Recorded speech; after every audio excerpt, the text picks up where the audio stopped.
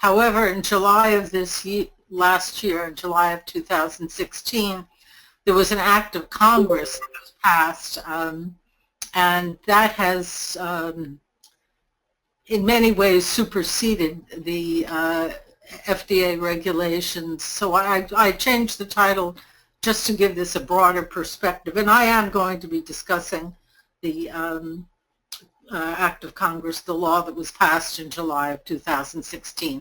That will come at the end of the presentation. But I just wanted to clarify that in case anyone was confused by the title on the slide.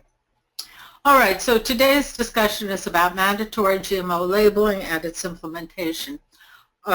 If you go to the presentation outline, I'm going to be discussing the status of GMOs in the U.S., FDA's position on GMOs and genetically engineered foods, the FDA biotechnology policy and consultation program, worldwide GMO labeling regulations, state initiatives, and the Vermont labeling law, the Vermont GMO labeling law.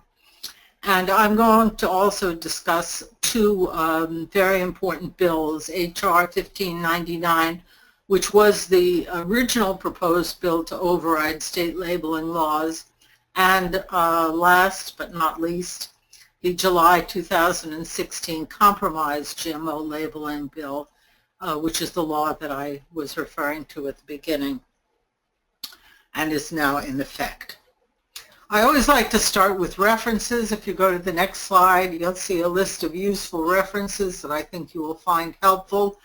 If any of you are interested in GMO labeling, these are references to FDA policies on genetically engineered foods, FDA guidance documents, particularly their guidance for industry on voluntary labeling, and also the FDA's statement of